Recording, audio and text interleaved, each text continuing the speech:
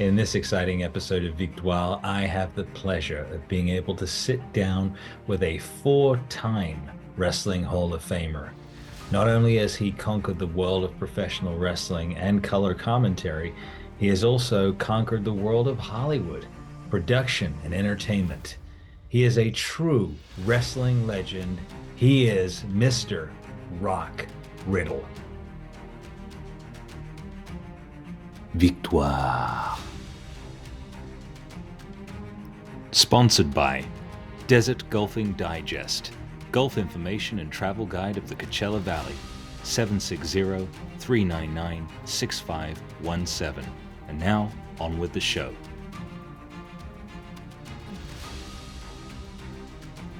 Hi, everybody, and welcome back to another exciting episode of Victoire. And I am joined today, I have the pleasure of being joined by a true professional wrestling legend, an icon, a four-time Hall of Famer, color commentator, actor, producer, you name it, he's done it.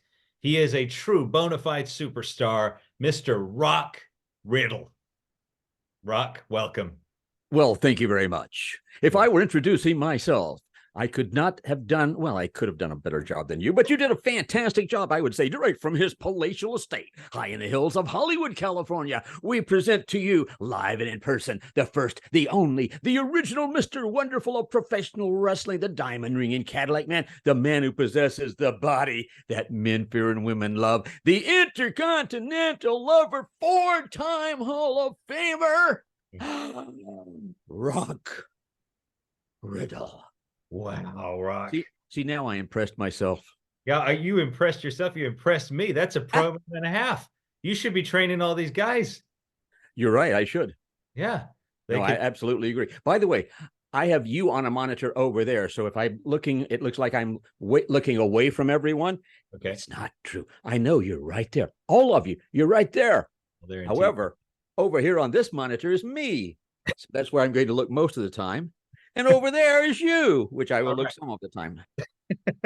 Well, it's okay. I am still, like I said, I'm honored to have you here, Rock, to be in your presence. Truly, a lot of us young guys can learn a lot from you, Rock. You've really, like I said, you've got a wealth of wisdom, wealth of knowledge. You're always a giver, and I just, like I said, it's a true blessing to be here. So for the audience members who are not familiar with Rock Riddle, we're going to start way back at the beginning in Rock's adolescence. So Rock, tell us a little bit about who you were as a young man, your aspirations, your dream. Were you an introvert, extrovert? Where did you grow up? All that kind of good stuff. I grew up in a little town in North Carolina called Burlington. I think at that point about 15,000 people. It was small town thinking. I felt as though I was in a straitjacket. Now, you ask what kind of a person I was. Mm-hmm. Incredibly shy, skinny. Mm-hmm. I would sit in the back of the classroom, hoping that the teacher would never call on me. My second to the largest fear was that I would be called on by the teacher and I would have to actually say something in front of everybody. The biggest fear was that I might be called on from the back of the room there and asked to come up front of everybody to answer the question. And if that happened, I knew for sure that I would be physically dead before I got to the front of the classroom.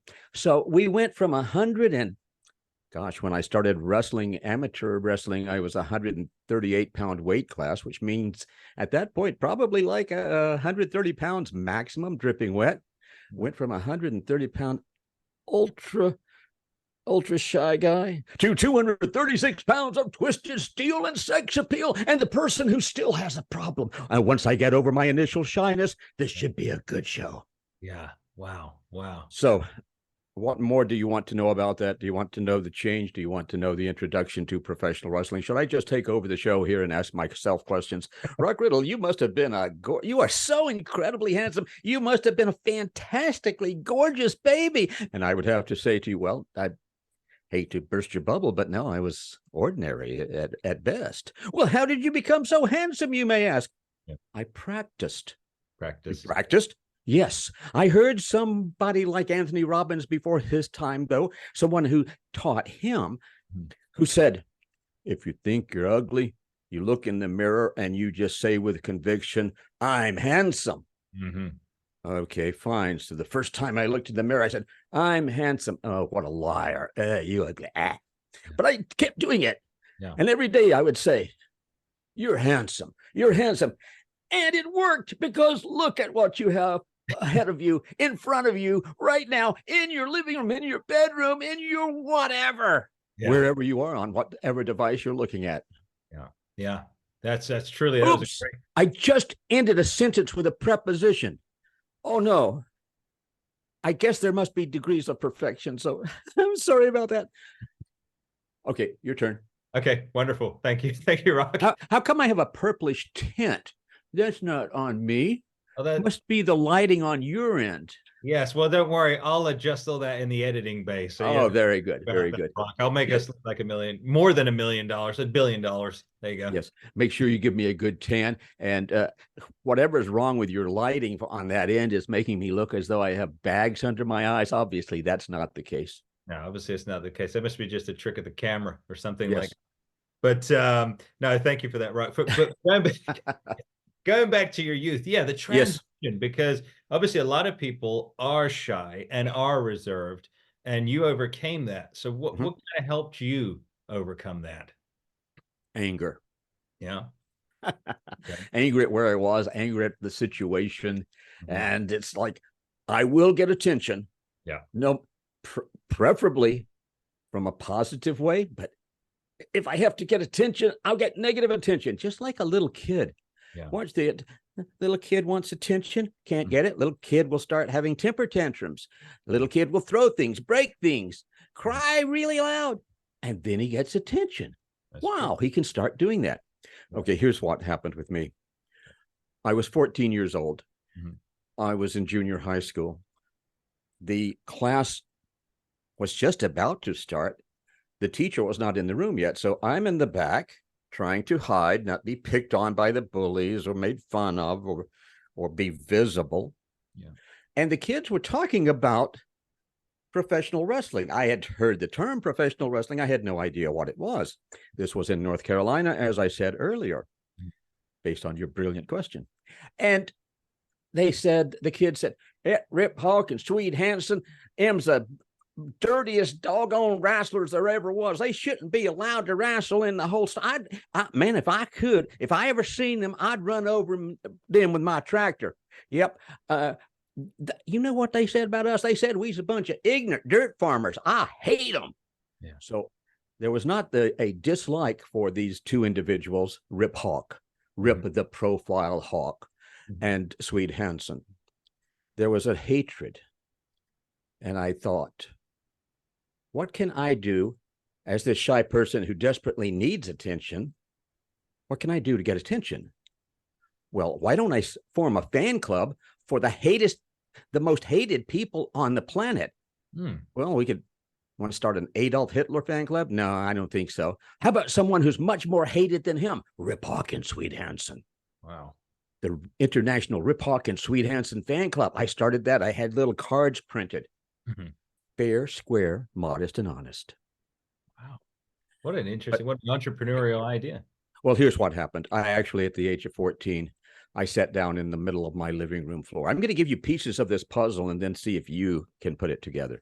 Okay. Sat down in the middle of the living room after they had said all of these horrible things. So I watched live on Channel 11, I believe. Charlie Harville was the announcer. This was no 10-second delay or 6-second delay. This was live that I was watching in my living room, sitting down on that Oriental rug. Mhm. And I watched George Becker and Johnny Weaver come out. And here's someone who's the president of their fan club. This is a lady.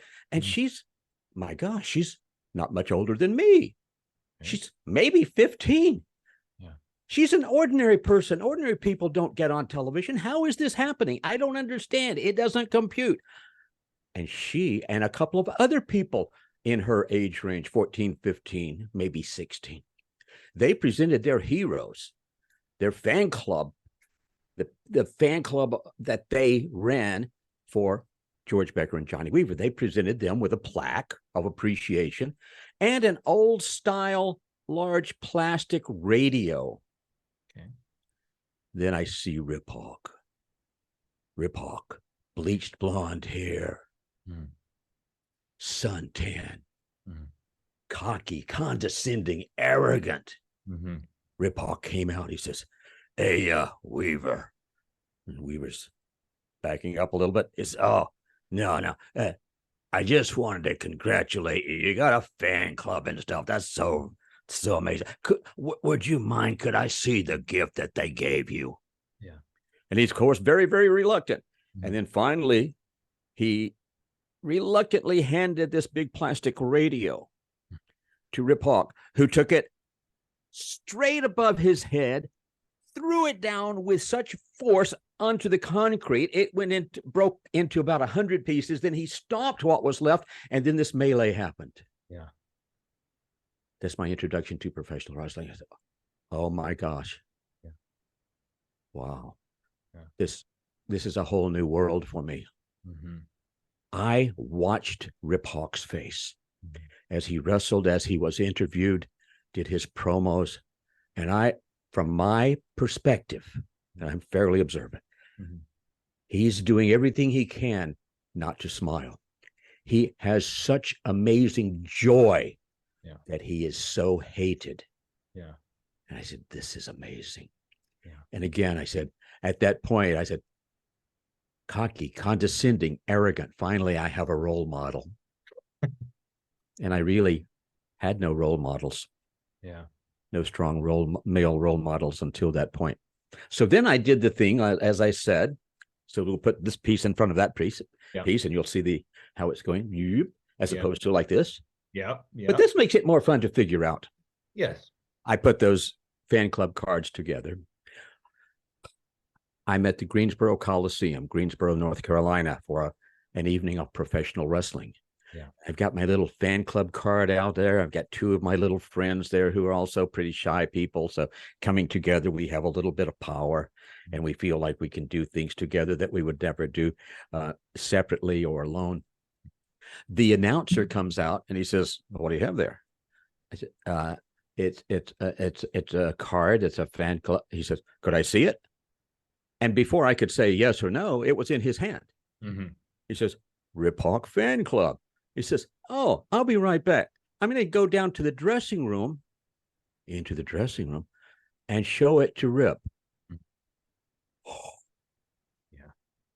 I'm thinking, I never got permission to start a fan club. It's like a joke. And what if Rip Hawk doesn't like this? What if he doesn't see the humor in what I'm doing? And I should probably run away before he comes out. Yeah. But by the time I was talking myself into running or not running or staying, or what's he going to do? He's not going to beat up a 14-year-old kid, I don't think.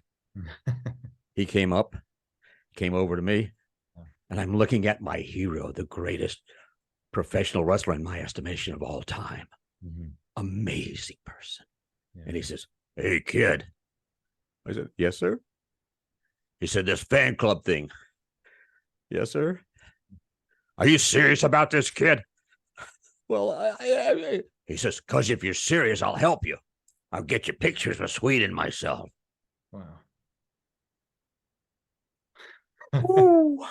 Yeah. Ooh. Yeah. For someone who was my ultimate idol to talk to me, to acknowledge me, to even say, "I'll help you do this," that was unbelievable. That was amazing. I continued going to the Greensboro Coliseum. I continued being able to talk with Rip Hawk, and it seems like that he came out and almost, well, I don't know about almost, but sought me out to talk. And I remember maybe when I was 15, he said, "So, kid, what do you want to do when you grow up?" I said, "Well," and you notice I'm not nearly as nervous now. I said, "Well, I'm not exactly sure." He said, "You want to be a wrestler, kid?" Gee, I weighed 135 pounds, wrestling then on the 138-pound weight class in high school, I think. And he says, "Think you could do it, kid?" gee, I'd only have to gain over 100 pounds to be a smaller wrestler at that point. Yeah. He said, I think you can do it. Yeah. The ultimate, at least from my point of view, and many other people would agree, the ultimate expert on professional wrestling just said that he thought I could do it. Who am I to argue with him? On my 16th birthday, I made the decision, I will become a professional wrestler. And again, 138 pounds, 135, something like that. I remember being in a barber shop in Graham, North Carolina. It's Southern, it's old style. There's a house with a little room built on, and the little room is the barber chair. And this old barber was in there, and I had said, I'm going to be a professional wrestler. And he says, boy, shoot, you just kidding me? Hey, ain't no way you could be a wrestler. You'd have to gain 100 pounds. Your bone structure's too small. That's a pipe dream. You know, you ought to get a job like your daddy. He's been working there in a drugstore since he's 14. I mean, he's going to have that house paid for another 8, 12 years, something like that. And, you know, you be a wrestler, you want to go all over everywhere. I don't know why anybody ever want to leave the county. You got everything you want right here. Yeah. Yes, if I wanted to grow tobacco or make hosiery at Burlington Mills, yes. So he basically laughed at me. I was laughing at him. I laughed at all of the people who doubted me. I laughed at all of the people who laughed at me because they did not understand. It wasn't a pipe dream. On my 16th birthday, I didn't say, oh man, I wonder if it would ever be possible. No, I made a commitment. Yeah. I would become a professional wrestler. There was never a doubt. There was never a plan B because failure was not an option. Right. And I couldn't believe that people didn't understand. They couldn't see that because of their own limited viewpoints. Yeah. Because the reality is, yes, you can have it all. The only person who can stop you is you. So I think it was 5 years, 4.5, 5 years later. And I'd already been to college, graduated college, gained a considerable amount of size, had 18.5-inch biceps, or upper arms, I should say, 18.5-inch cold, natural. So I had done a lot. Yeah. I was back in my old hometown, National Guard Armory. We sold it out. Main event. Now I have to tell you who one of these people is. We remember I said George Becker. Yeah. George Becker. The joke was there. You don't, heck, boy, you don't know who George Becker is. What's the matter? You don't go to church on Sunday? Not that I would ever put down the people in that area with that small town thinking. So George Becker, the ex-heavyweight wrestling champion of the world, main event, Rock Riddle, back in the old hometown, taking on George Becker, defeating George Becker in the middle of the ring, very nastily, pulling every dirty trick I could. Knives were pulled on me. Wow. Oh, that happened in a lot of places. That's because I do my job well. I had my life threatened several times. I had the windshield in my car shot out. There was in Mississippi, when I was leaving the arena one night, all the police were really close. And I said, okay, well, that's their job. They're doing a good job. Yeah. And this one said, Rock, you owe us a favor. I said, okay, what? Sure, what? He said, well, I'll tell you why you owe us. Remember that guy in the wheelchair up at ringside? I said, yeah, the one with the, what do you call it, a quilt type thing on his lap? He says, yeah, do you know what was under that quilt? I said, no. But there was a revolver under that quilt. He told us it was meant for you. Oh my gosh. I said, well, thank you very much. In the Cow Palace in San Francisco, another riot. I caused a riot when I was 14.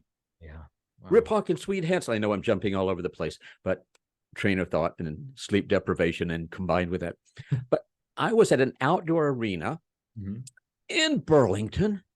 Rip Hawkins, Sweet Hansen main event. And when Rip came, when I saw him earlier, I had a walking cane with me. just because it would be fun to hit someone with a walking cane, although I probably would never have the courage to do that until I became professional myself. Mm-hmm. So I have this walking cane, and I said, Rip, I got this for you if you need it. He says, thanks, kid. He's wrestling. He and Sweet Hansen are getting pretty much out wrestled until he says, where's that cane? 14-year-old kid sitting at ringside proudly handed him the cane, and he beat up these guys, and the police officers escorted me out for my own protection. Yeah. And then the promoter told me later about it. He says, no more of that. You don't do that. I said, oh, okay. So anyway, let's see if I can get back to where I was. I was talking before I started jumping all over the place. We were talking about just your introduction to the business, but you said a couple of things there I wanted to elaborate upon. Hold it, because I'll lose the thought. Let me tell you this first, because to finish that one part, wrestled George Becker, beat him in the middle of the ring. There was a tall, thin black gentleman who had a cane because he needed a cane to walk. Yeah. When on my way out, I see him over there, and he's holding the cane up like this. He is zero threat to me. Absolute zero. However, I'm always thinking business and marketing and promotion. So I go up to him to the point that he had no choice but to bring that cane down. And when he did, I blocked it like so, broke the cane over my arm. I'm back, and the police called the surrounding counties and for their law enforcement, thinking it's going to be a full-blown riot. It's not. I think we had it under control. In the dressing room, I'm National Guard. It's like the basement. You can see the windows, but we'd have to go out the window. We would be on the ground if we went out the windows, like up here. I heard a knock on the door. Police. I said, oh boy. The newspaper said I knocked this guy over 8 rows of chairs. All I did was just gently push him and let him sit back down. That's my story. So the guys who were close to the door, they looked at me like, do you want to let this person in? I'm looking at the window thinking, I can go out this window and avoid this, or I can get a lot of great publicity by going to jail for assault on this guy, or battery on this guy, or whatever they would call it. Yeah. I said, okay, let him in. Open the door. So there's this, if I remember correctly, sergeant there with a couple of officers behind him. He says, Mr. Riddle? I said, yes. This guy with the cane? I said, oh, jeez, here it comes. Yes. The guy who hit you with the cane? I said, yes. He says, what do you want us to do to him? Or what do you want us to do with him? I'm doing my best not to smile and throw myself down on the floor, kiss the floor, and say, thank you, thank you, thank you. And I said, he meant no ill will. Just scare him and let him go. Yes, sir. I said, oh my gosh. I have so much power that, as a professional wrestler, that, of course, police officers, I guess they have heroes and maybe movie stars and professional wrestlers and what have you. Yeah. And of course, made the front page of the newspaper the next day. And then a few days later, I was sitting in that same barber chair. He's behind me with his clippers and his shears, and he's just standing there. He's not doing anything. Then he put them down, walked around the chair, got in front of me. He said, boy, you done it. I still don't believe it, but you done it. I don't think nothing's impossible no more. I said, bingo. Right. It's only impossible if you think it is. Now, I'm sorry, I wanted to finish this story. And now you have a fantastic question for me. Yes. The question I was going to ask was, you mentioned college there. So I was curious, what were you studying at college? That was one law enforcement. I have a degree in criminology and law enforcement. Oh, wow. I never did it publicly. I don't think I have the makeup to arrest some bad guy who's done harm to someone and to see him out like 14 hours later on the street again. Yeah. So there's a little part of me, I have to be very careful here, because I'm a firearms instructor also. There's a little part of me, or there used to be a part of me that would like to be judge, jury, and executioner. Not literally, folks. Okay, did I protect myself from any future? Oh, Rock Riddle's in court because he defended himself and he was looking for some opportunity. Now, that's how somebody would go against me, but I've never lost in court so far. Yeah. So, did I answer the question? I don't even really. Yes, that was the question there. And then the other question was obviously, you gained a substantial amount of size. Yes. So what was your regimen back like? I mean, to get from 138 to 230, that's 236. 36. How tall are you, Rock? About 5'10". Yeah, that's a lot of weight. What were you doing to get to that size? 2 breakfasts every morning. I can tell you, when I was in college, every morning at the same diner, I would order a breakfast and then I would say, do it again. Yeah. I think the college classes were 50 minutes long, and then you had 10 minutes to get to the next class. During that 10 minutes, I would go to my car, go to the ice chest, take out something called Nutriment. Nutriment was a drink. It's like a protein shake with a lot of vitamins and minerals in it. So I would drink a can of that between every class. At the end of the day, I would get on the scales, and I had gallons of milk. Okay. Not that I would suggest this to anyone, but I would say, okay, what was my weight yesterday? What do I need my weight to be today? Okay, I'm gonna look. Oh, that hurts. Oh, that hurts. Get back on the scale slowly. Oh, not enough. Okay, look. So, and that with a lot of working out, a lot of vitamins, minerals, nutritional supplements, pre-workout drinks, and post-workout drinks, and basically just the desire, because we are in control of this body. All of you who are sitting out there with your stomachs hanging over your knees, you don't like me saying this, you're in control. You put yourself in that position. You can also get yourself out of that position. There are people who say, well, Rocky, it's I can't do anything about it. It's what do you call that? Glandular. I said, oh, glandular. Okay, well, let's see. If I were to, I'm in my studio right now, and if I were to go out to the guest house, lock you in that guest house, feed you 1,000 calories a day, let's see how much more weight you gain in the next 30 days. Let's see how much weight you lose. Okay, because you don't realize what you're putting in your stomach. You don't realize what the harm you're doing to your body.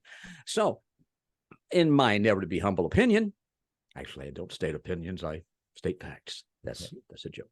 But it's like we are where we feel we deserve to be. We put ourselves in that position.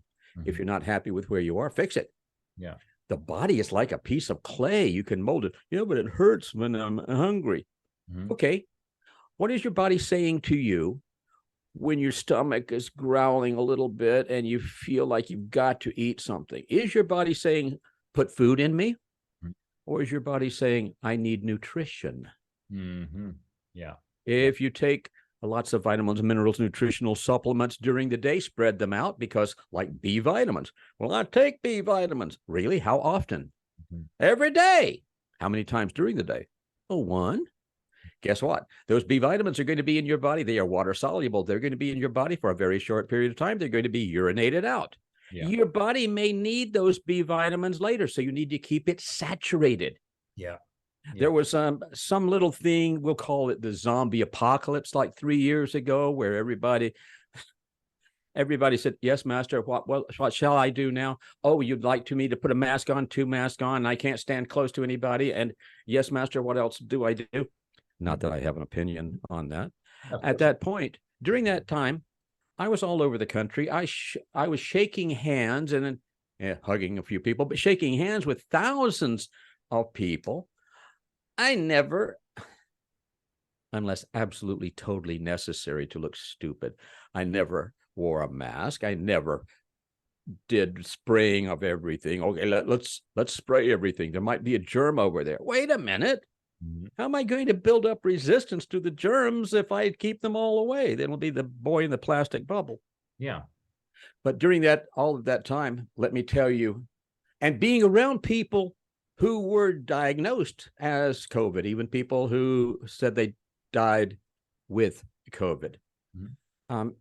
How this is how many days in that 3+ years that I ever had a sniffle or cough or anything. Let's see, let me count them up. Oh, there are none. Mhm. Zero, because I had the immune system high. Yeah. And it's because of a belief system also. Mhm. There was a wrestler by the name of Steve Lawler a long time ago. And we used to, a couple of the guys would kid him and they said, tell him he looks sick. I Mhm. said, okay. I said, Steve, hey, Steve, good to see you. Are you okay? Well, yeah. But have you taken your temperature? You look really pale. And because he would listen to us, he would be sick by the end of that. Yeah. The end by the end of that session. Yeah. Anyway, do you have more questions for me? Yeah, of course. Yeah, I was going to Of say course. one of the things that you that keeps coming up there is your mental state, the way that you set yourself up. Like you were saying, nothing Yes. is impossible. Yeah. Um, and I think, obviously bringing you on here, allowing audiences to see that about you is very encouraging to the youth because we hear that so often. I can't, or it's impossible. And like you said, you've already set yourself up for failure at that Yep. point. Yep. So what I want to know is where did that develop in rock? Were your parents very driven people, or is this like your first generation that's kind of I feel as though I had to parent myself. okay? Um, I was a junior, and if you say the name with which I was born, I will not pay any attention. Hmm. I was the small version of someone else who wanted to live vicariously through me. Hmm. Um, uh, Give me the question again so I can elaborate more. So yeah, I was going to say, where did that drive come from? It must have come from me. Yeah. Do you know, going way out, I Mhm. did a movie with Michael Jackson called Miss Castaway, or otherwise known as Miss Castaway and the Island Girls. And Michael gave his give back was to have the wrap party at Neverland Valley Ranch. Beautiful, amazing, magical place. And one of the things I was there from early morning till late at night. Mhm. And I was one of two people who had no wristbands. Everybody else, because they didn't know them or because they said, okay, no one can come in without a wristband. I did. Yeah. And Michael Jackson's producer partner, Brian Michael Stoller. We're producing a seminar. Brian's going to be our speaker. I think that's on April 21st in Studio City, California. Hey, just got a plug in. Only seat about 24 people. So if there's any tickets left, come on out and meet someone who's just amazing, who can tell you everything. Mm. Is it going to be nice and juicy? No, Yeah. it's going to be the truth. Yeah. Yeah. Yeah. Um, so to be able to meet Michael Jackson, and I told him, I said, I want to thank you for everything that you've done and what you've given. And I also want to let you know that I can totally understand and totally relate because I didn't have a childhood either. Mm. Mm. Yeah. And which is maybe why I'm childlike now. My sense of humor is pretty extreme, and I Yeah. find humor in everything. Yeah. The reality is, we are where we want to be. I'm a private pilot. Mhm. According to all known aeronautical knowledge, all scientific knowledge, we all know bumblebees cannot fly. Bumblebees are too fat, their wings are too small. They are aerodynamically unsound. If we built an exact duplicate model and turned it on, it would go directly into the ground. Yeah. Here's the kicker. Mm. Bumblebees don't know they can't fly, so Right. they fly anyway. Wow. Whether you believe you can or whether you believe you cannot, you are absolutely correct. Mm-hmm. Mm-hmm. Very, very, very interesting, Rock. This is another side that I really wanted to bring out and share with the I know. audience, obviously, because you've been so heavily involved in pro wrestling, but then again, you've been involved in show business and Yes. producing and marketing and all these other things. You Mhm. really have worn many hats in your life. Let's touch a little bit more on pro wrestling first before Okay. we segue into the next. So you get your start. Now, you've gone from the shy kid to the popular kid. What was it like that first night, nerves wise? Were you nervous as heck? Hey, would you be able to sleep for a few days? I mean, how did you handle that kind of newfound attention? I'm telling you about my first professional wrestling match. Yeah. Wrestling promotion in Florida. I contacted them Mhm. and I said, I have these velvet robes. I had everything together and all these amazing outfits and things. And they said, yeah, we'll be in the Tampa airport at this time. Why don't you fly over and show us all this stuff? I said, okay. So they're interested. I had virtually no knowledge of professional wrestling, except I had my amateur background. So I went over and I met this fellow by the name of Billy Blue River, who had about 16 stitches in his forehead. And he says, you really want to get into this business, kid? Yeah. I said, yeah. He said, you want to know how this happened? That was a carpet knife. Referee didn't even see it. And it's got 17 stitches in there. My thought was, if that's what's necessary to get into the business of professional wrestling, that's where I belong. Mhm. That's my home. That squared circle, that will become my home. It already is in my mind. Yeah. Before I ever stepped into the squared circle, I had the day after I was graduated from college early, because I went year round, took 3 years, just maybe a little less than 3 years. First professional wrestling match, main event, tag team. My partner, whose name I don't even remember right now, and Billy Blue River is one of the people who's in there. Yeah. So I'm wrestling against this guy I met in the airport, big dude. Mm-hmm. And my partner defeats him, and he tags me. He says, cover him. I couldn't do that. I had to throw an elbow, which landed on his face, and he saw stars for a while. But that was my introduction. What happened during the match? It was the first time I had ever been in a professional wrestling ring. I was thrown against the ropes.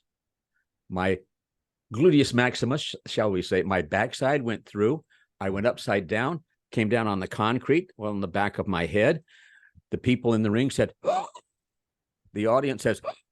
The referee said, oh. But I had, as you mentioned, I had the adrenaline. Mm-hmm. And I just popped right back up, to everyone's surprise, who thought I was maybe dead or had a concussion or what have you. And of course, you know how the match ended, with my hand raised in victory. Yeah. So I had accomplished it. No, I was not nervous. Okay. I was excited. Yeah. And I'm going to stop right there and tell everybody something. Mm-hmm. If you feel afraid of something, mm-hmm. you say, I'm really nervous about this, I'm going to say to you, wow, take a look at your body, how your body reacts when you're nervous, when you're afraid. Now, compare and contrast that with when you're excited. Mm-hmm. Same feelings, same body. So when you say, oh my gosh, I'm afraid of this. Yeah. No, wait, that's not true. That's not true. I'm excited. I'm excited to get in there. Yeah. Yeah. I'm excited to do this. Yeah. Ask me who trained me. Who trained you, Rock? Me. Wow. I'm the only professional wrestler I've ever met who trained himself. And that's why I took the best of the best from my heroes and people I truly admired. Mm-hmm. And hopefully, if you see me in the ring, you'll see maybe a tiny bit of Jack Briscoe. Mm-hmm. You'll see a tiny bit of so many other people. Harley Race. Mm. Yeah. So many of my friends who are gone. Yeah, no, I know. Lost so many of my family members. Yeah. So anyway, I got paid. I was main event. I got paid. Yeah. I won. Yeah. I should have kept that pay. Yeah. $5 for my first professional wrestling match. And then I got to the point where I remember I think it was somewhere in the southern United States.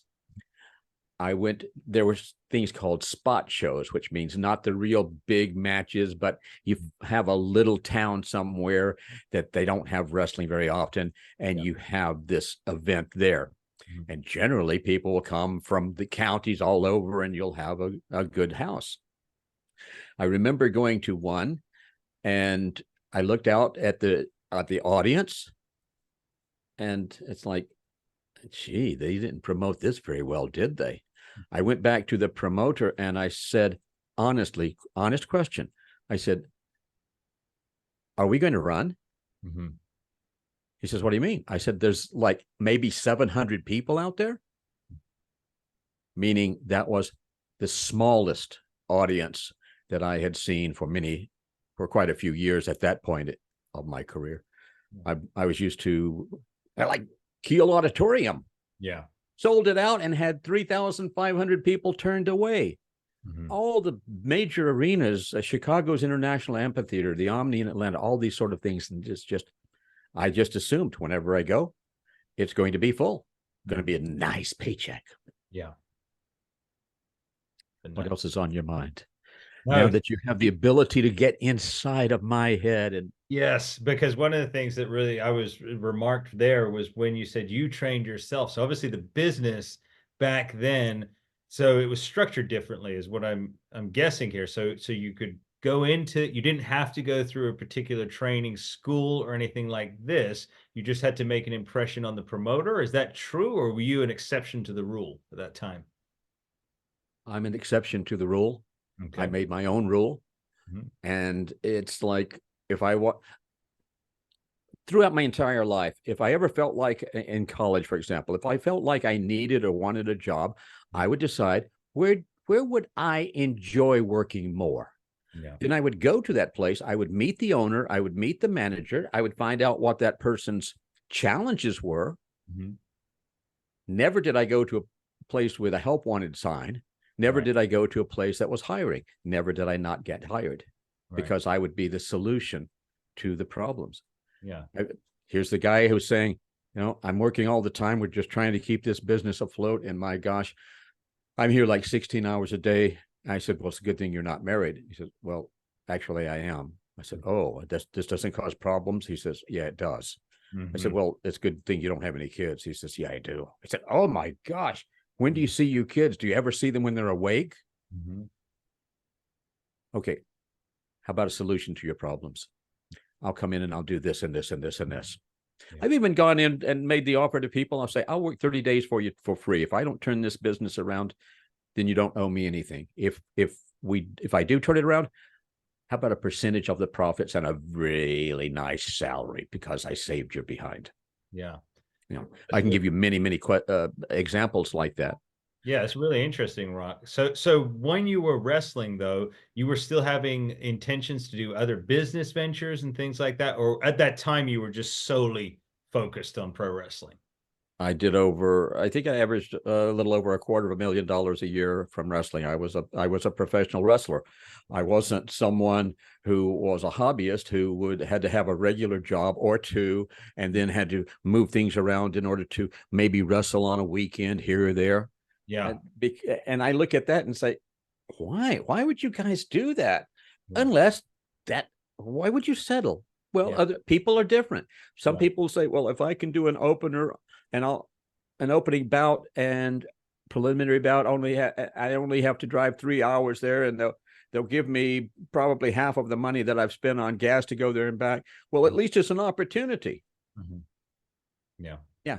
Tell me what you will charge me to come wrestle at my event. What's your price? Mm-hmm. I'll do it. What do you pay the other guys? I'll do it for what you pay the other guys. Great. That's what my worth is now. Yeah. Nobody's going to raise that value. Right. So, I mean, you're paying me $1,700 to do this today. Yeah, exactly. Yeah. You didn't know that, did you? I didn't know that, but yeah, I'll send you the Zelle after this. but Rock, so $250,000 a year. So that's a lot of money to make back then. Now, were you doing a lot of your, were you merchandising? I mean, I'm sure you were ahead of the curve. Were you not really. I was doing well enough wrestling. That was my dream. That was my goal. I was living my dreams, and I was doing exactly what I wanted to do. And actually, at that point, I looked at people who would set up a table in the back of the room and sell their pictures. It's like, come on, guys. Why would you do that? You don't make enough money wrestling. Are you that greedy, etc.? Or do you need that money? Now I look at it and say, well, the promoters don't pay very much in the little towns and stuff like that, so there's a little extra money for you. Mm-hmm. I did do an experiment once, though, where I had my pictures and I had them back on the table. And whoever was working the table, I said, this is what I want for these. I had someone who actually was a friend of mine who I put up to this, who bought one of my pictures. To everyone else, he's just another fan. Yeah. He brings the picture up, hands the picture up to me in the ring with the magic marker for me to sign. And I'm looking at him like, finally, someone who's got some common sense, who recognizes my genius. I sign it. I make a big deal out of signing it. I handed it back to him. He looked at me. He put it up over his head like this, tore it in half, tore that in half, tore that in half. Yeah. I went crazy because this scumbag just ripped up my picture, and I'm really going out of my mind. Yeah. So that many other people would go up to the table, buy my pictures, and come to ringside and tear it up so that they could get an equal reaction. It was great. Yeah, no, you really have the mind of a promoter, though, and that was what I was going to ask you next. I was going to say, did that ever come beckoning for Rock to become part of a promoter? No. I was part of that promotion that I did in my hometown. That was part me. So I guess I don't even remember now. Whether the gate was split. If so, that was a good payday. I don't remember that. I remember beating George Becker. I remember the guy with the cane. I remember the guys with the knives. I remember the cops. But I guess finances weren't that important at that point. And in fact, a lot of times during my career, and I worked with all of the legends, virtually all of the legends, traveled with them. It was what a beautiful life and an amazing, fascinating life I have lived. And because I'm so close to it, I didn't even realize it. But we would during when it was going on. So did you ever wrestle this guy? I don't know. Wrestle thousands of people. They're just other people. They're just names, and I don't know the names of most of them. Never met most of them until I see them coming from the opposite direction to the ring. Yeah. Really, Rock? Yes, really. Who were some of the more notable characters, though, the legends that people are familiar with today that you got to be in the ring with? Andre the Giant, Jake the Snake Roberts. You name them, I'll tell you whether I was in the ring with them or not. That's probably easier. So we're going back then. So Bruno, Gorgeous George Jr. I'm sorry, go ahead. Bruno Sammartino? No. In fact, when I met Bruno, but I did not wrestle him. Let's see. I've got a list of about 100. Don't have them in front of me, so I can't act like, oh, well, let me hear this one, this one, this one, this one, this one, this one. Jerry Lawler? Absolutely. Absolutely. Wrestled Jerry Lawler dozens and dozens of times. Yeah. And I don't know that I'm at liberty to give this away. So I'm going to change the subject and say July 19th at the National Wrestling Hall of Fame in Waterloo, Iowa, for their annual 3-day event, induction ceremonies, etc. It's where I was inducted into my 4th Hall of Fame last year.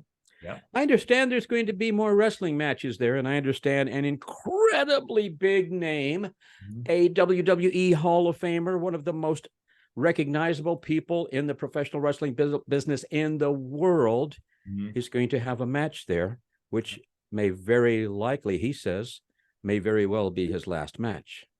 Oh, that's going to be one. His opponent, it will be a rematch because his opponent will be me. Oh, wow, Rock. What a bombshell right here. What happened? And remember, I said no names. Right, yeah, no names. And in fact, contracts, I think the promoter is handling the contracts. I set it up for him. I said, yeah, I'll wrestle someone, but it's got to be some major international superstar, living legend. Yeah. I said, he says, well, what about our local champion? And I said, excuse me, did you not hear what I just said? Why would I want to do that? That's I mean, no offense, that's stupid. Yeah. What do you, I mean, if your local champion beat me, okay, that's something. Mm-hmm. Yeah. But if he beats me, he's got to be good enough to beat me. Yeah. Yeah. Now, And I don't know that there's a whole heck of a lot of people who are that good. But anyway, it's like, oh, this is your retirement match, Rock. No, it is a retirement match, but it is my intention to retire, fill in the name of the person. wow, Rock. And Rock, now I shouldn't have to ask because obviously you don't need you don't need to be in training. You're not preparing for this. You're already prepared all the time, right? Wrong. Oh, wrong. Okay. I will be at the Jesse Hernandez School of Hard Knocks on Saturday.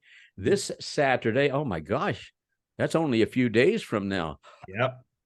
I will be doing very little, but I have 5 years of ring rust to rectify, to get that rust off from 5 years of. It's been 5 years since I was in the ring, and just really no reason to be. And now I have a reason to be. Okay. And it will make, the press release is already done. We just have to wait for the last signing of the contract, making sure that the promoter does his job properly. I can't tell you that. Okay, never mind. Right. But let me say that I made suggestions and I was able to pull things out that I think very few other people would be able to do, because they don't understand the power that they have if they just face their fears every day. Do the feared thing first.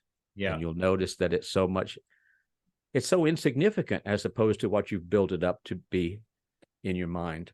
Yeah, very, very true. So let me clarify this. Yes. On this Saturday, what it'll be, that'll be April the, what is that? What's the date? You got the, I don't know. I've got my screens, all of my computer screens are on you now. Everything else is turned off so that we don't lose this connection. Well, anyway, regardless, this Saturday, EWF, Empire Wrestling Federation, their training facility, the School of Hard Knocks. I will be there.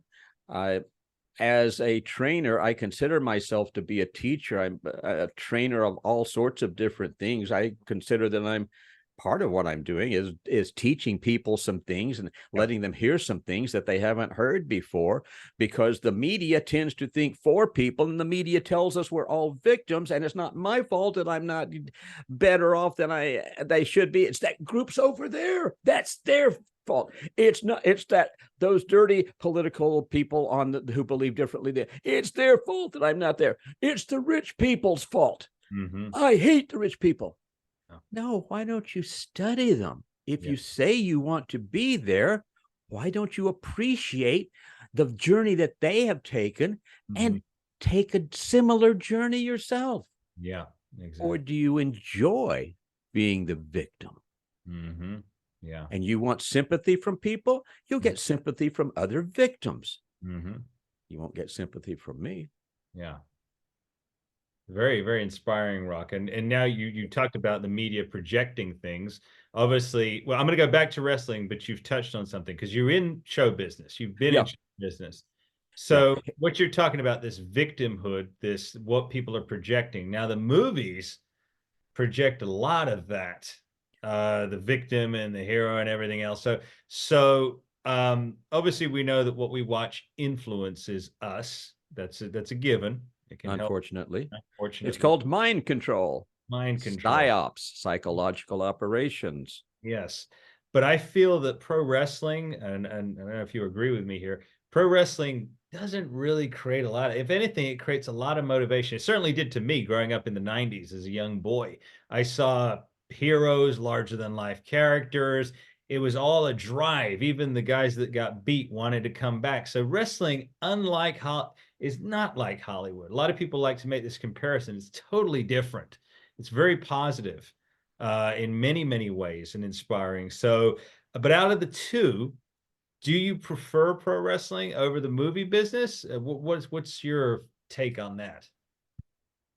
Success is based to a major degree on networking. Yeah. Who you know, who knows you, who likes you. I have so many producer friends. It is very seldom that a month goes by when I don't have one or two or more who ask me if I'd like to be in their films. Yeah. I really don't have any desire. I don't have acting in my blood. You cut me, I bleed wrestling. Yeah. I'll do a lot for wrestling. Mm-hmm. I'm going to do something after we finish tonight. I do something on a Facebook group. It's called Snake Pit Pro. Yeah. Jake the Snake Roberts, whoever, Sin Bodie, and a bunch of coaches get on there. And during the zombie apocalypse, whatever they want to call it, oh boy, how easily led the sheep are. But during that time, Sin Bodie and Jake the Snake and a few other people decided they would give back to the industry. And here's something, since you guys are locked down, here's something we're going to give you for free. We're going to do seminars. We're going to have wrestling. We're going to evaluate. We'll watch promos and tear them apart. We'll watch matches. We'll tell you what's good and what's bad. We'll watch the legends who have people standing up, who totally have engrossed the audience and have the audience in the palms of their hands while they're doing a wrist lock. Yeah. Yeah. Yeah. So generally every Wednesday night at 5 o'clock Pacific, which is 8 o'clock Eastern, I go on to Snake Pit Pro. I answer questions. Sometimes I'll do videos and things like that. And tonight it's like, whatever you want to ask me. Yeah. Now, there are 3,500 or so people on there who are, what's the word? Verified, vetted. They are vetted professional wrestlers or students who are in considerably above average wrestling schools, etc. So I'll go on and I'll give them information. I'll answer their questions. And they know if they ask me a question, how's this as a question? Well, Rock, don't you believe that? Stop. You're telling me how you want me to answer the question. You really have the wrong guy here. Well, Rock, would you watch my match and give me critique? Are you sure you want me to do that? I will be brutally honest because I come from the position of a friend. Your enemies will say, oh, you did fine. Yeah. Okay. A little mistake here and there, but you overcame it. It was great. Yeah. It's your friends who will tell you the things that are hard to say. And me saying, oh, you were really good doesn't do you any good at all. So if you don't want blatantly and brutally honest feedback, don't ask. And don't waste my time. Yeah. So basically, I'm doing that one tonight, probably for about an hour. If there are a lot of questions, I'll go over an hour. If there's not as many questions, I'll go less than an hour. But tonight, I have no themes. I have no topics for sure that I'm covering. I've been really, really busy. And basically, I put on Snake Pit Pro, that group on Facebook. Today, I said, I'll be live with you again at 5 o'clock. Your questions, your topic suggestions, up to you. Yeah. And if they have a lot, great. If they don't have a lot, that's okay. Yeah. Now, you mentioned Jake. Obviously, you working with Jake on that. Obviously, you and Jake, two of the best talkers in the business, without a shadow of a doubt. How important do you feel that is, Rock, to be able to talk on the mic in terms of percentage? Yeah, you know, with bodybuilding, they say X amount of percentage for diet, X amount for training. What percentage do you think, how important is it to have those mic skills? 60 to 80%. Okay. Because there are a lot of brilliantly, technically skilled wrestlers out there, and nobody wants to watch them. We don't know who they are. They can't talk. And you must establish an emotional relationship with the fans. Okay. Give you an example. No particular promotion, but just a generalized a promotion that's sort of all promotions, all the little ones built together. Hold on. Oh, okay. Take two. So generic promotion. Yeah. We're sitting in the audience. Here come out the two first wrestlers. I said, gee, they're considerably smaller than they used to be. I know when I wrestled professionally, 236 pounds, I was just about the smallest wrestler there was. Only very, very, very infrequently was I able to look eye to eye with my opponent. Usually they were larger. So that's why I love Kevin Sullivan, because I could look down a little bit. And he's brilliant. There's so many brilliant people. Yeah. So here come out the first match. Mm-hmm. So I'm sitting there. I'm going to be a generic fan.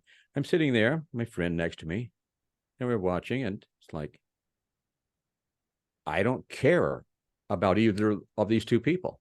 Mm-hmm. And now they're going back and forth and back and forth. And this one just did a double backflip. Why? Because he had the ability to do it. Well, I really didn't want to come see a gymnastics recital competition or a dance recital. I thought I was coming for professional wrestling. And I hope this is let's go to a snack bar. Let's do something. But good time to look at our phones, because this is absolutely boring and we don't know who anybody is and we don't care. Mm-hmm.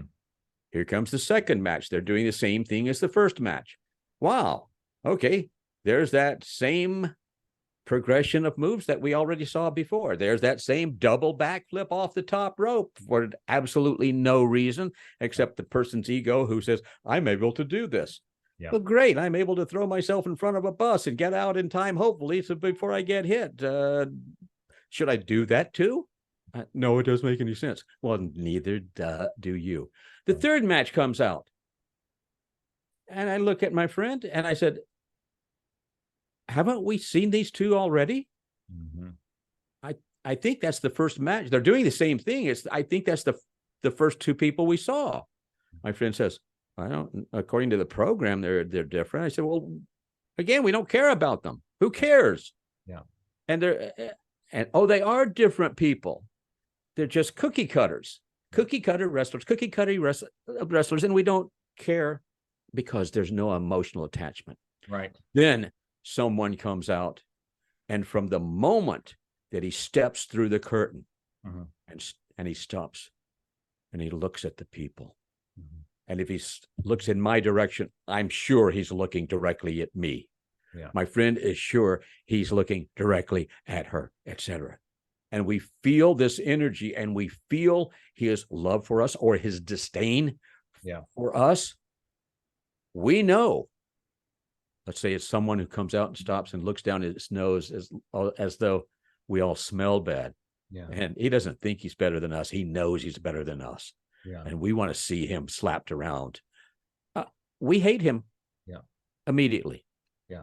Then the other person comes out. We like the other person before the other person comes out. But then the other person comes out and, for lack of a better word, imagines emanating from his being throughout the arena an aura of absolute love for all of the people. And this is what he's thinking as he looks. And now he makes eye contact and nods his head. I said, did you see what he just did? Yeah. Oh my gosh, this is this guy. Yeah. Etc. Yeah. Then we have an emotional bond with one of these people. This is what professional wrestling is. Professional wrestling is competition, is telling a story. Yeah. I can tell you a story. We were talking about Jesse Hernandez and the School of Hard Knocks. Jesse's old school. Yeah.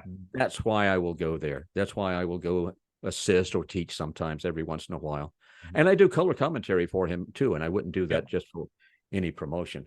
I don't need the money. Right. You know, and still, even Jesse, it's independent, and they don't create a whole heck of a lot of income. You sometimes see his houses only a couple hundred people there, and sometimes you'll see it absolutely totally overflowing and say, oh, interesting. Yeah. But years ago, I was talking with Jesse Hernandez many years ago, 15 or more. And he said, how'd you like to come in and do a match for us? I said, well, I can do that. You got the money? He says, how'd you like to come in and get back in the ring and get in the ring and do a match for us? It's fine. So I was in for one match. The person who was my opponent was a gentleman by the name of Vision, Vizzion. Big guy, must have been at least, I'm thinking 6'4". Okay. Legitimate 235 pounds. And it's basically, you got anything special, Rock? I said, yeah, here's all you need to know. You're the good guy. I'm the bad guy. Okay. See you out there. Mm-hmm. And when I said, oh, by the way, consider it a night off. Does that ring true? I wonder if people understand that. Yeah. That means you've got a true professional Yeah. who's going to come in and totally control the crowd. Mm-hmm. And you're not going to have to do double backflips off the top rope that are totally inappropriate anyway. Yeah. After the match, and it would take too long to go into it, but I'll just say this: 3 people. It was 2, he and I, 3 hands were raised during that match. Interesting. Had never been done before. I don't think it's been done since. Yeah. And after, thought it was a decent match. I went to his dressing room because it's, unless you hate the guy, it's sort of tradition. You go in, you say, good match and thank you and stuff like that. I went in, I said, you okay? And he's like looking like this. Mm-hmm. I said, hello, you okay? Mm-hmm. Match okay? He says, yeah. I said, we had them from the very beginning. It took me, but I try again. Between the time I walked through the curtains and the time we tied up was over 8 minutes of roaring from the crowd. Yeah. And he says, yeah, we had them. I said, well, why are the blank look? He says, we didn't do anything. I said, bingo. Right. Yeah. Yeah. We didn't have to do all this stupid gymnastics and stuff that doesn't mean anything. Right. Right. Yeah. But we told the story. Yeah. They hated my guts. Mm-hmm. And that when people saw that afterward, this is not to take anything away from the newer wrestlers, but I had someone the person who owned my office building in Hollywood at 6464 Sunset. I did not even know he was there. Mm. He presented me with a picture that he took of me in the ring. I said, oh, interesting. He put it on the wall near his office on the 7th floor of this famous Hollywood building. And he said, you were amazing. Mm-hmm. Your match was fantastic. I said, thank you. Mm-hmm. He says, yeah, the other matches were like, I'm sure they were good, but you set a totally different level. Mm-hmm. I said, okay. Why is this guy saying nice things to me? And is it true? And I finally figured out he was being honest and truthful. And I said, well, yeah. So July 19th in Waterloo, Iowa, it is my belief that if I call myself a legend, okay, that this legend and a huge legend will go into that ring, do very little, as compared to the other people, totally blow all the other people away, and show them what professional wrestling really is. Yes, yes, please do, Rock. Amen. Because I agree with you so wholeheartedly. Backflips. I think I even used that once when I was writing for a wrestling publication. I said, "What is with all these backflips?" Because like you said, you've got to engage and you've got to tell a story, and it's not, it's about character as well. So what happened? Obviously, you have been in the business. You're in the background, behind the scenes. You know what's happening. What was this change that occurred that went from all the character-driven stuff, the slower psychological storytelling, into this gymnastics display that often we see today? What was the nucleus of that? Do you know? Did you hear any rumblings or anything? I have no idea. I can tell you that I believe it was Dale Lewis in Greensboro, North Carolina, who was the first person ever, to the best of my knowledge, first wrestler ever, who jumped over the top rope onto his opponent on the floor. The news announcer, Charlie Harville, that night on the news, he said, and it's very honest, he says, I saw something tonight that was the most unbelievable thing. I can't get it out of my mind. And he's basically deviating from the news he's supposed to be reading to talk about this amazing thing that Dale Lewis did by diving over the top rope onto this other person on the floor. Mm-hmm. Now it's nothing. Yeah, now it's nothing. I will tell you that my intention, if I have that opportunity, and for what reason would I have someone in the ring who's going to dive over the top rope onto me anyway? But if that ever should occur, my intention is to sidestep and watch him hit the floor. True. Yeah. True. This is what I would do. This is what the original Mr. Wonderful, the Diamond Ring, Cadillac Man, et cetera, et cetera. That's what I would do. Yeah. I'm not going to stand there and do like this and make it appear that I'm waiting to catch him. Right. Yeah. This is my opponent. Yeah. Not my friend. Yeah. Yeah. Exactly. You Yeah. know. So the wrestling product of today, do you watch it avidly or do you no? Okay. No, I'll watch a couple hour long program. I'll put it on the DVR. And then if I find that I have time, which is very infrequent now, and I say, okay, I'm going to take the next, I can sit down for 10 or 15 minutes now and fast forward this thing until I find something that's interesting. And sometimes I'll fast forward through the entire thing and it's like, gosh, I'm glad I didn't sit down and watch this trash. Or sometimes I say, oh, okay, stop. Yeah. Now I want to watch this. Yeah. Yeah.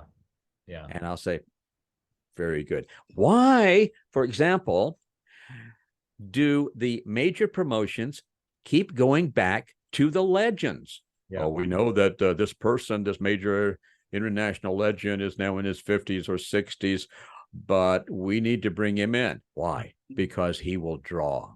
Right. Yeah. Johnny Valentine, if you remembered him, and Greg Valentine's father, Greg the Hammer Valentine, please, when you introduce me, he says. Johnny Valentine has a quote, and it's brilliant. He said, I may not be able to convince you that professional wrestling is real, but by God, I can convince you that I am. Yeah. I know him from meeting him in the dressing rooms and sharing dressing rooms with him. He's been gone for a while. Still, if I think about that and I can use my powers of visualization. If I think about going in the ring with Johnny Valentine, I said, I still would back away. Wow. So he had that kind of an impact, that kind of an image. And here's someone who's talking with him and fairly frequently in the dressing room with him. And he's a good guy, but he also was such an intimidating person. I would never, ever want to mess with that guy. Yeah. I had the opportunity to wrestle when I was first starting out Luthez.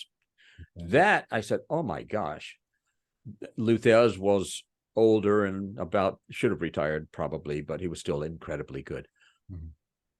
Luthez at the end of his career, me at the beginning of mine in Nashville, Tennessee. I said, okay, I'm wrestling Luthez tonight.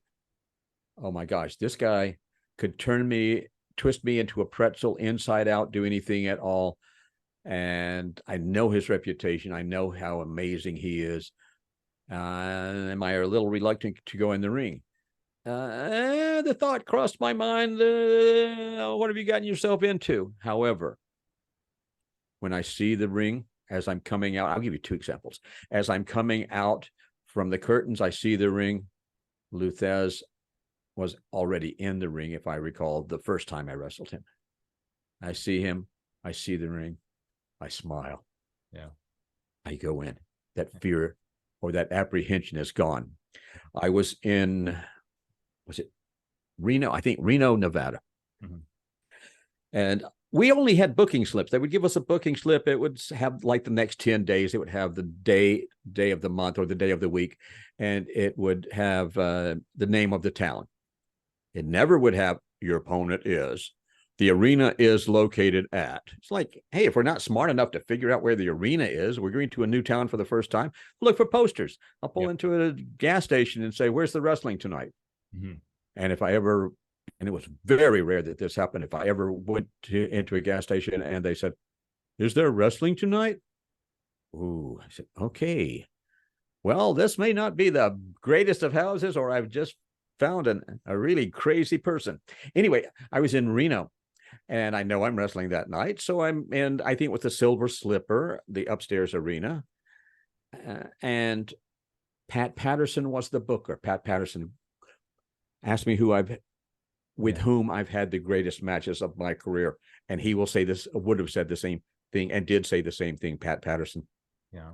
Great, great, great guy. And of course, we all have interesting senses of humor. Yeah. I was on the range this morning with a student who is an emergency room nurse. Okay. And I said, I can kid with you, can't I? She says, yeah. I said, you have an extreme sense of humor, don't you? She says, why would you say that? I said, dealing with life and death. Yeah. Mm-hmm. You and some of my police friends, law enforcement friends, it's like the wrestling business, because we were dealing with life and death. Yeah. Never know who's going to take out a gun and blow you away back then. I took a lot of knives away from people who pulled knives on me, chased them into a hostile crowd. Gosh. And generally, I had a little way of dealing with them. So just sort of disciplining the attacker. This finger would go in their eye socket. I would hook the finger like this, and I would look them in the eye, and they knew at any moment I could pop their eye out. I never would. And their eye would be bloodshot. There wouldn't be any permanent damage, but it would be bloodshot afterward.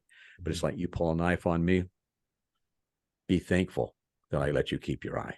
Yeah. Wow. Anyway, where were we? We were talking. Oh, so I'm in Reno, and I asked Pat Patterson, the booker. I said, when am I wrestling? He says, your main event. I said, okay, fine. Yeah.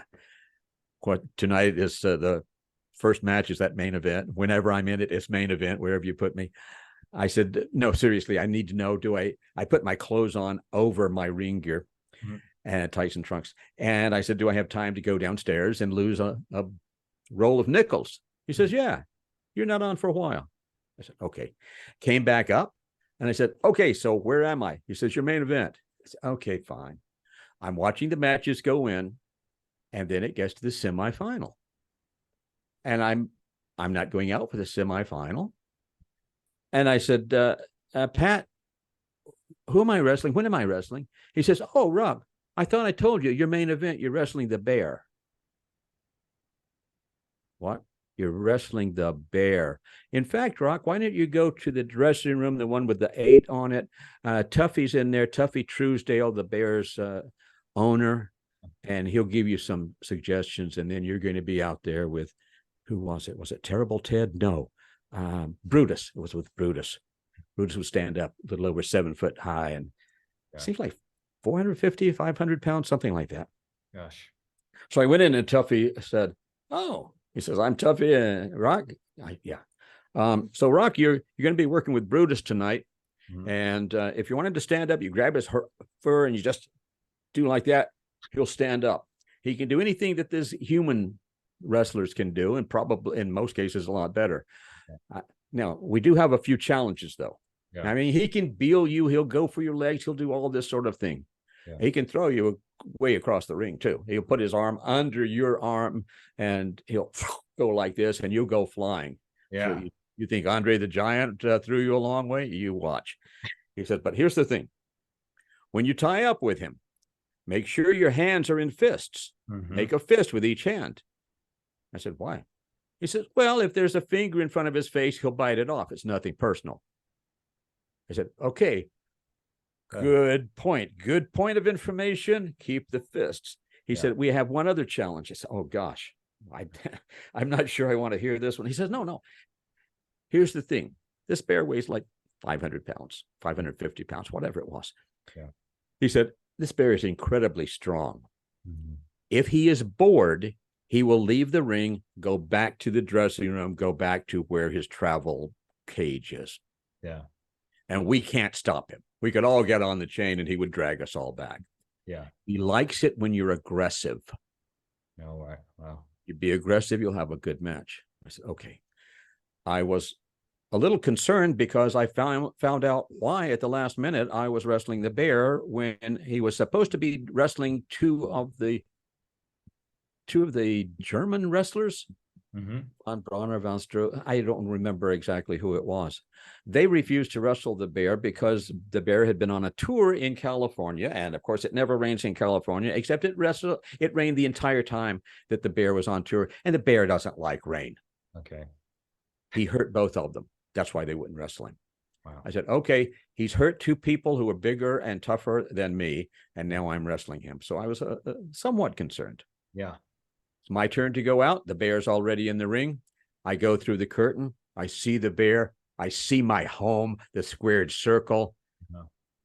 And I said, okay, fine. I sped up. I remember this. It's like, I want to get in the ring. I want to go with this guy. Yeah. So take the robe and the sunglasses off. I'm in there and he's on all fours and I'm going toward him. I'm being aggressive. I'm hooking his legs and he's pulling his legs up and backing up. And we go however long it is. And he throws me all over the place and he stands up and I look up like that at him. And I said, okay, this is fun. But whenever he was ready, it was I think it was 550 pounds. It may have been larger. I'll have to check. But whenever he was ready, he had me on my back. He put all of his weight on me. He had his face right here, and he's licking my face. Oh, my God. And I said, no one would believe this if they weren't here watching it. Yeah. And I don't, to this day, I know some people took pictures. Hopefully someone had a video. And to this day, I've never seen any of it. And of course, there was never an opportunity to wrestle the bear again. If there were an opportunity, I would do it right now. But that kind of thing just doesn't happen anymore, especially since one of the bears killed somebody, which we won't talk about. Yeah, we don't want to talk about that. But it wasn't Brutus. Brutus was wonderful. I love working with that bear. I love wrestling that guy. Yeah. Anyway, what else? No, I was just taking a moment to ponder that question, to ponder what you were saying there about wrestling a bear. I mean, my gosh. So he must have been extremely well trained. Was he in the movies as well? That bear? Did they use him for movies and TV? No, only in a situation of wrestling. Okay. So he was on television or televised wrestling. Yeah. But I don't think he was in any movies. Okay. You're thinking about, maybe was it Gentle Ben, who was, oh my gosh, or is that the name of the television show? I think there was a TV show called that was the TV show, and they had the bear, and it was Dan Haggerty who was the star. Yeah. Dan, I've known for a long time. I inducted him basically into the CAC Hall of Fame in Vegas, and I introduced him, and that was really nice. We had fun. Yeah, fun. So Rock, I must ask then, obviously. So you were wrestling predominantly in the 60s, the 70s, no, 80s. I'm not that old. No, Rock, no one knows how old you are. July 12, 1973. There you go. Okay, so people say, don't say that. Don't say that, because no one will believe you're that old. No, 70s. 70s. 70s and 80s, yeah. 70s and 80s. So around about the time, one of the questions I was thinking was when Hulkamania boomed in 85, 84, 85 was WrestleMania 1. So at this point, at this juncture, where were you competing? What were you thinking? Because obviously at this point, you're 15 years into your career, approximately, something like that. Or I don't know. You're maybe not quite that much. You're not. So what happened when the WWE or WWF at that point? Was there any intention? Did you want to go to that promotion, or was that any? No, verbally, I had people who talked to me, and like my old friend Roddy Piper, who went, and who, like, people who wanted to open a door for me. Yeah. And when I had grown up in that little town, like little tiny backward town, small town thinking, I heard a lot of things, and unfortunately, a few of them stuck until I could go and pry them out. And one was this: y'all don't want to ever go to New York or Los Angeles. Them's bad places are full of bad old people, and et cetera, et cetera. Yeah. So I was always told about how horrible New York was. And so I resisted going to New York. Okay. And was it the right decision? I have no idea. Yeah. You see, but I will tell you this: everything that I have experienced in my life, the highs, the lows, the horrible sense of loss, the things I did at the time I thought were mistakes, everything the being up all night with on the phone with suicide prevention, all of the things, the great and the horrible. Mhm. I had to go through them. Mhm. I had to experience every single thing to make me the person I am today. Yeah. Therefore, everything was necessary. Therefore, I have zero regrets. Right. Yeah. Could I have some of the things I went through? Could I go through those again? I don't know if I would be able to live through one of them again. I don't want to do that. But if I had the opportunity to go back and change things, would I change anything? Nope. Mhm. Nope. I wake up in the morning, I look in the mirror, I like the person I see. Yeah. And that'd be a good way to wrap up the interview today, because that's one of the questions I do pose often is, what do you think it is, Rock, particularly in your life, in your mind, in your soul, that kept you grounded all these years, that has kept you, you're still professional, you're sharper than most people a quarter of your age.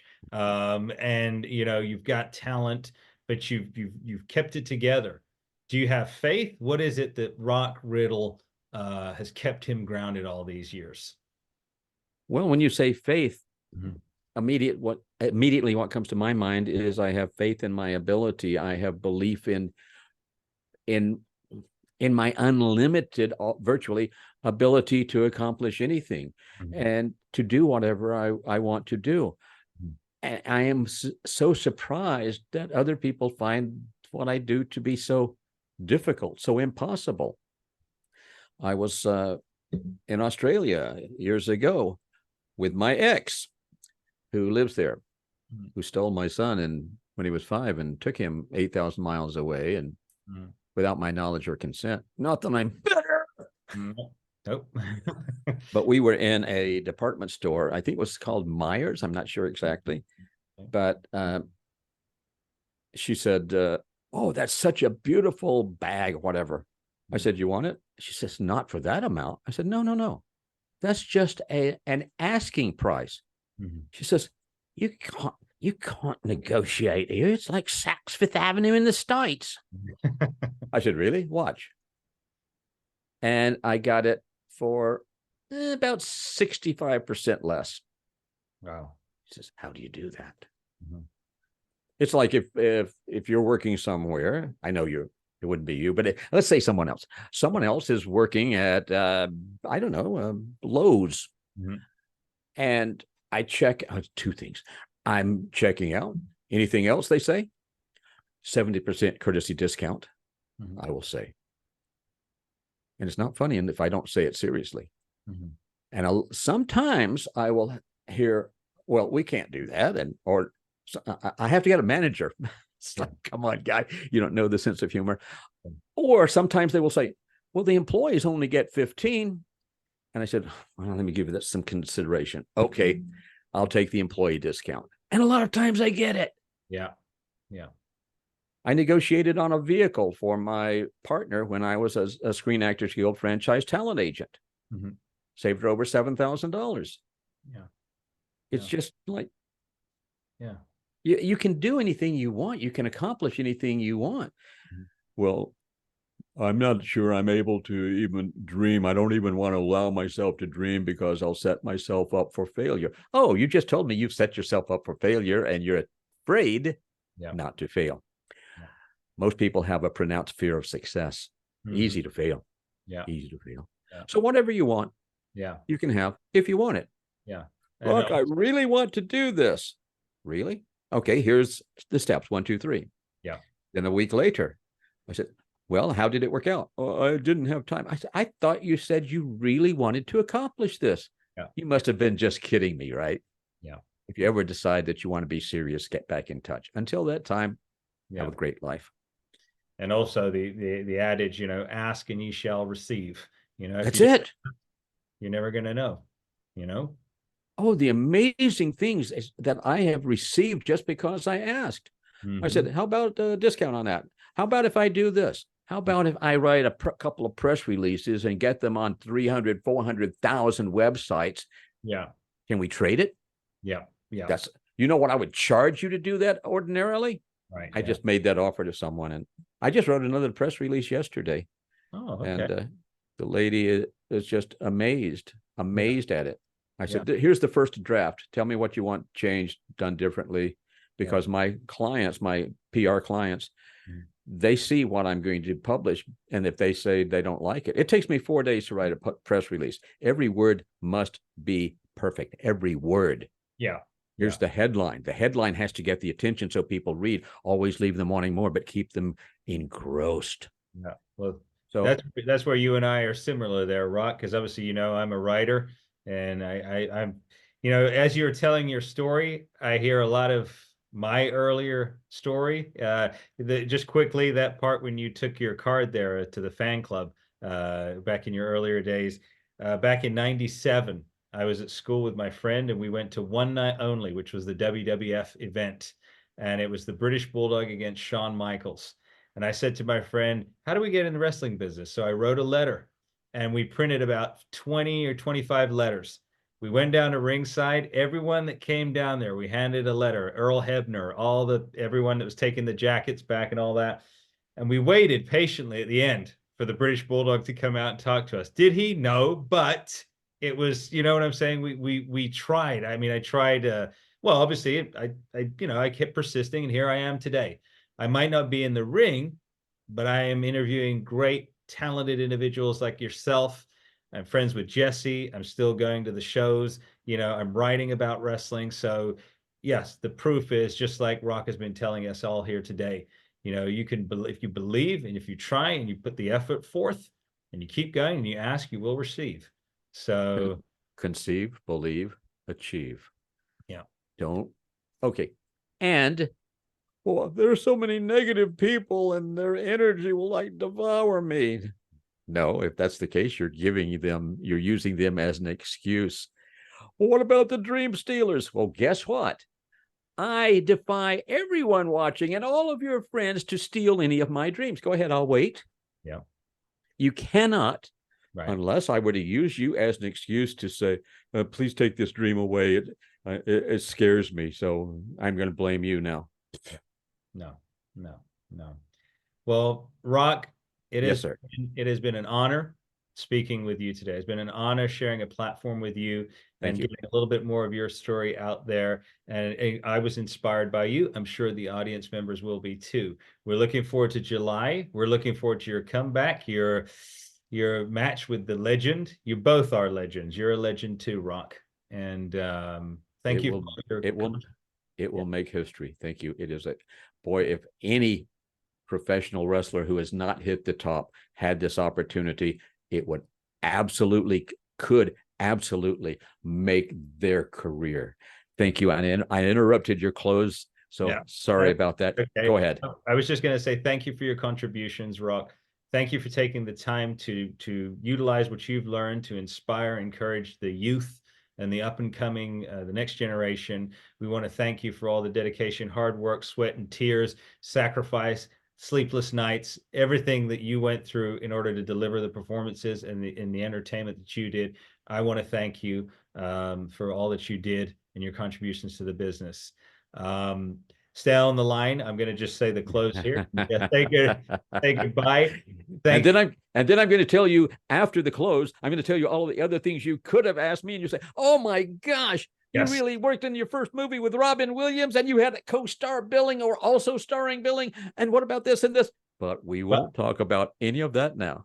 We'll do that next time. So Part two, as soon as the check clears from this one, yes, 1700. exactly. All right. Well, I will close here with everybody watching and then stay on the line, Rock. So thank you again to our guest today, our special guest, Rock Riddle, Yes. the original Mr. Wonderful, Rock Riddle. And again, please like, share, and subscribe. And to all our audiences on Victoire, thank you. We'll see you next time. Thank you for joining us on this episode of Victoire. We hope that you enjoyed your experience, and we look forward to entertaining you again. If you would like to get in contact with us, please use the email address in the description of the video. Please also like, share, and subscribe to our YouTube channel. It helps greatly. Until next time, Victor, what you must victor in your life.